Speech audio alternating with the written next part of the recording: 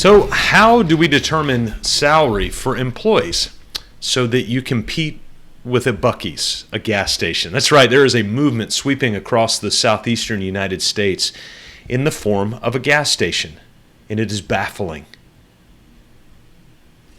People are literally flocking to this gas station. They're planning their trips, they're planning their stops, and Buc-ee's is a gas station posing as a department store. A barbecue joint, a beef jerky outlet, and these taj-mahal-like restrooms that I've never seen before. If you've never been, it's certainly worth the stop.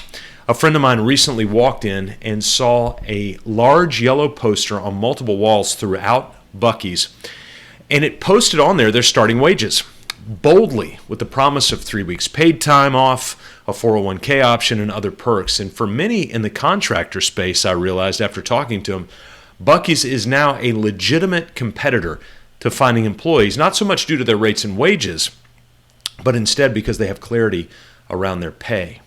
In some cases, it's a good idea to share wages and benefits publicly, and other times it's a good idea not to share that publicly. But regardless, most businesses don't have the clarity internally themselves regarding their compensation structure, so that when it is time to bring in a new employee, they're in a losing battle from the start.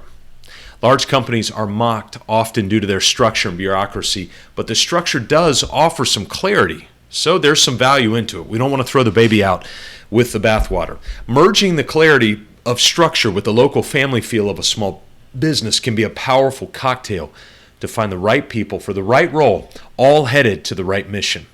So, how do you determine salary structure for employees?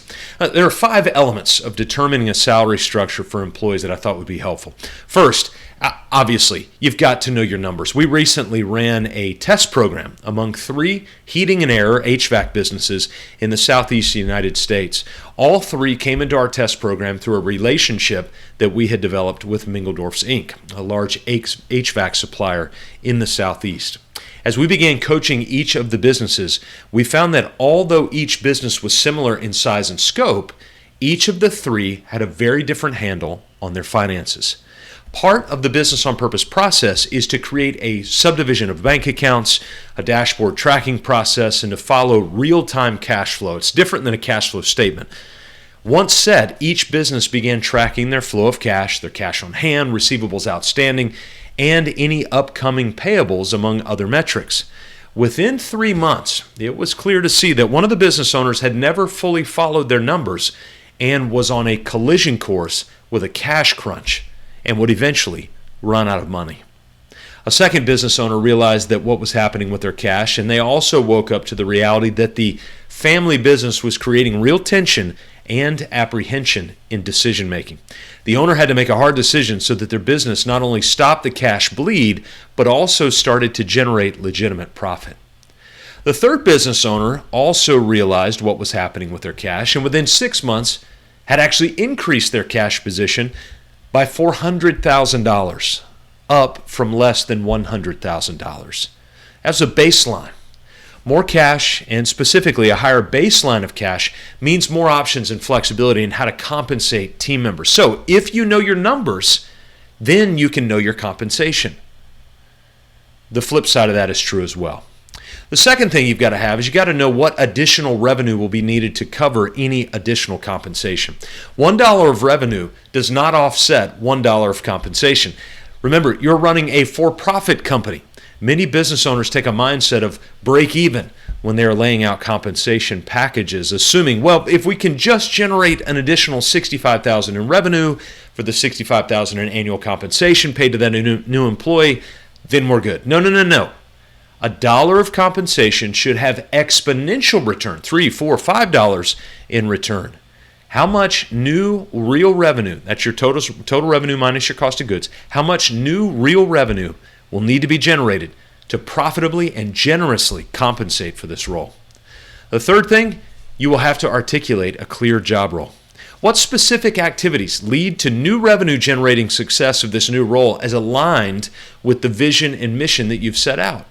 Too many team members come into the fold and are unclear as to what they're being asked to do. We are coaching most of our clients to have a fully scripted 4-week schedule laid out for each of their new team members. Where should they be? What specifically should they be doing, watching for, listening to, and learning? Within this 4-week script should lie many of the culture and skill learning that will be asked for in their new job role. If you do not have a role written down, then you can have confidence that you have not provided the clarity that's required. Without that clarity, you will also have confusion around compensation, and we don't want that. The fourth thing, you will need to have your head on a swivel to see what the market is telling you around compensation. Now, most businesses start with the market and then work backwards, looking at what the market is paying. That should be a later step after you have run through your due diligence internally. Don't let the market influence you until you have clarity on what role you're offering. To find out what the market's paying, just ask. Call other business owners, friends in complementary businesses. Contractors, call other contractors. Restaurateurs, call other restaurateurs and ask what they're seeing. Finally, what do you need? A clearly spelled out compensation plan.